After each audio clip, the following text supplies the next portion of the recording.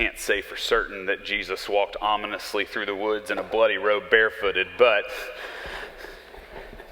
it served its point. It's a good video. Jesus taught in parables.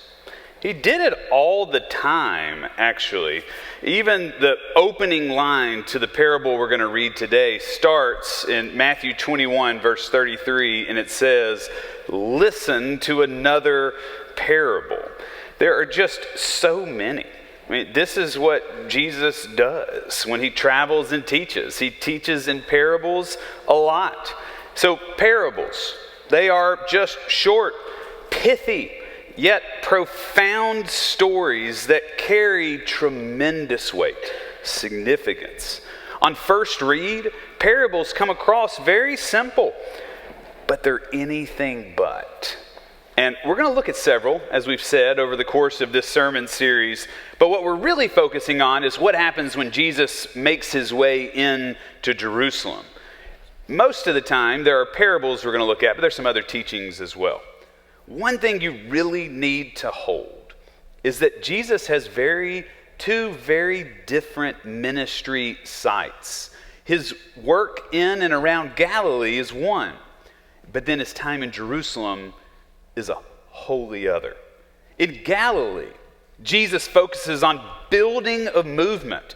He teaches mass crowds. He heals tons of people. It's where he feeds 5,000. It's where he calms storms, turns water into wine. Jesus in Galilee, honestly, he's awesome.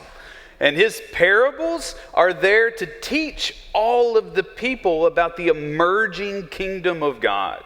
And he uses everyday vernacular to do it. A tree, a field, a farmer, a net, a mustard seed, a lamp, yeast, weeds, treasure, pearls. He is building in the minds of people what the kingdom of God can be like for them. Like, here's an example. This is Matthew 13:44.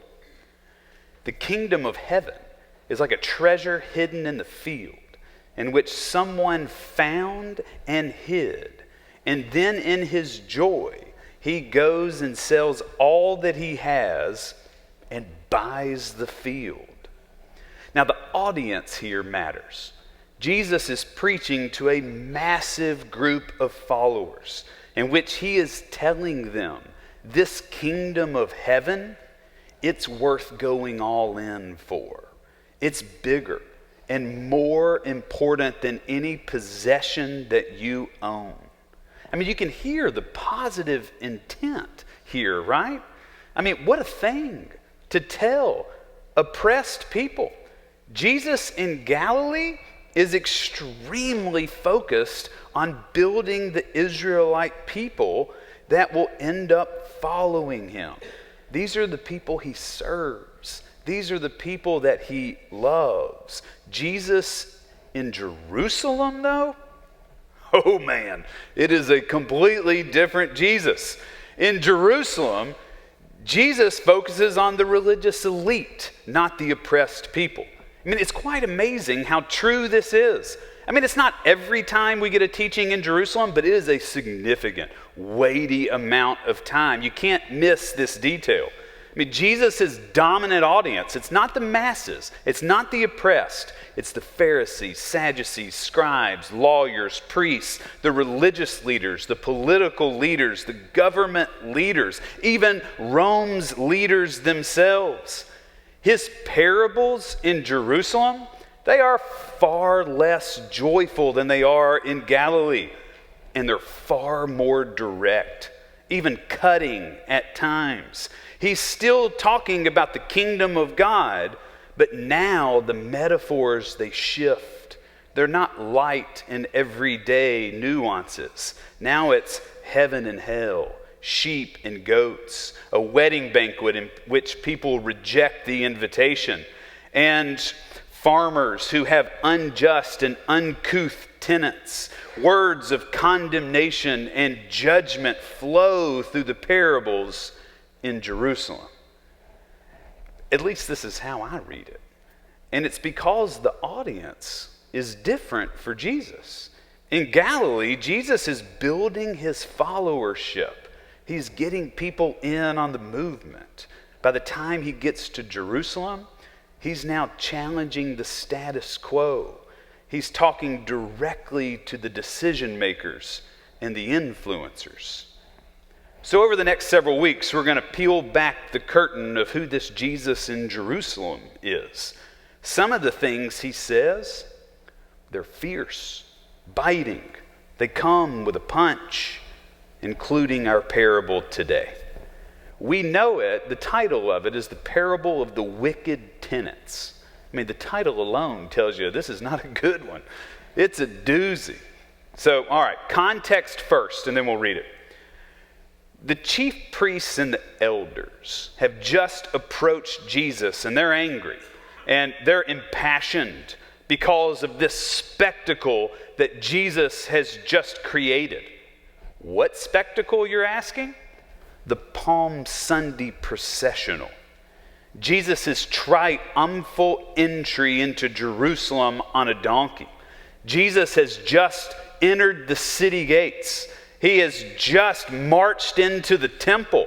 He just turned over the tables of the money changers. Jesus just cursed a fig tree, and now he's teaching about how he is the real Son of God and ridiculing all of the religious elite.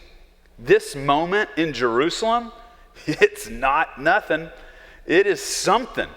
The chief priests and the temple elders, they approach Jesus demanding to know, by what authority do you think you can do all of this? And this is the thing Jesus says to them.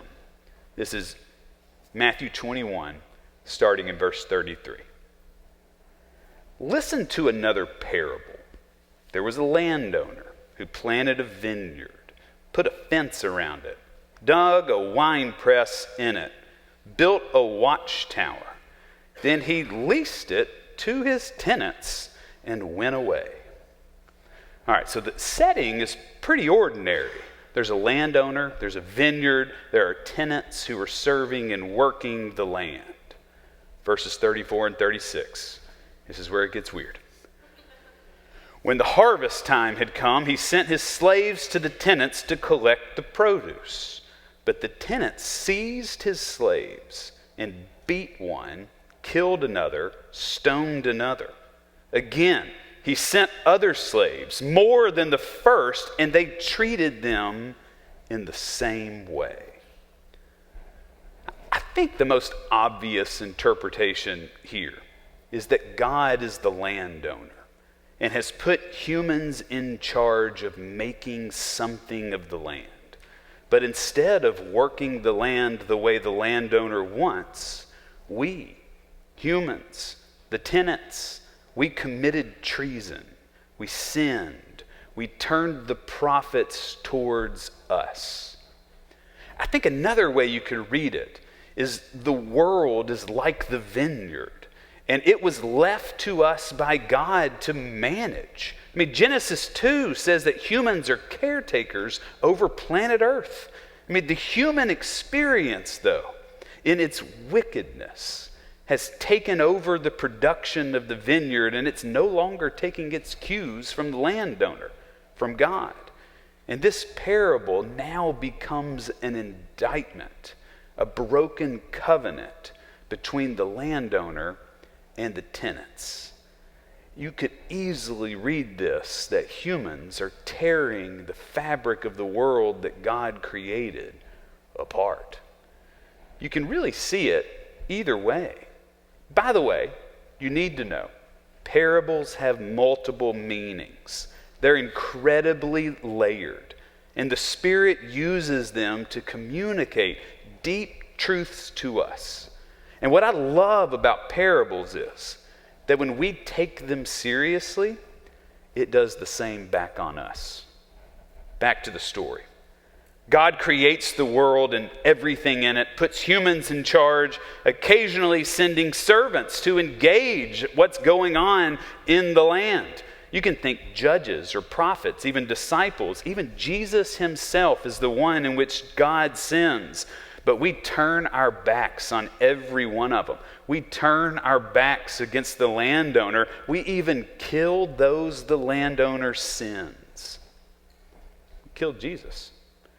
Jesus is indicting those who say they're the rightful keepers of the vineyard. He's indicting the chief priest and the elders and all of those people in power who claim dominion over the vineyard. And Jesus is saying, you are the real wicked ones. I told you, it's not good. It's a doozy. I mean, it gets even worse when you realize we're the people who are the tenants. Depending on how you read it, it's either a really good or a really bad parable. Let's keep going. Verse 37. It does not get better. Then he, the landowner, God, sends his son, saying, they will respect my son. But when the tenants saw the son, they said to themselves, this is the heir. Come, let us kill him and get his inheritance. So they seized him, threw him out of the vineyard, and killed him. Here is something that I just think is so nicely buried in this moment of Matthew 21. The chief priests, they don't know it yet, but Jesus is predicting his death. He just says it right in front of them, and they totally miss it. Look at verses 40 to 43. Now when the owner of the vineyard comes, what will he do to those tenants? They said to him, he will put those wretches to a miserable death and lease the vineyard to other tenants who will give him the produce at the harvest time. Jesus said to them, have you never read in the scriptures the stone that the builders rejected has become the cornerstone? This was the Lord's doing, and it is amazing in our eyes. Therefore I tell you, the kingdom of God will be taken away from you and given to people that produces the fruits of the kingdom. The one who falls on this stone will be broken to pieces, and it will crush anyone on whom it falls. I told you, this is not good. Verse 43 pretty much says all you need to know about the divisive nature of Jesus' teachings in Jerusalem. He says to the chief priest and the elders standing in the temple, therefore I tell you, the kingdom of God will be taken away from you and given to the people that produces the fruits of the kingdom. I know this is hard to hear because it brings up topics of retribution, judgment. But keep in mind that Matthew's writing these stories down for the Israelites who have just been oppressed and defeated by Rome. Matthew is saying the priests and the elders are going to lose the vineyard because they've rejected God's Son in their lives. So the enemy is not an outside force in this parable. The enemy is within. We can't not see this detail. Jesus is indicting the Pharisees. The world they were meant to protect and create, Jesus is shifting it to the people he met in Galilee.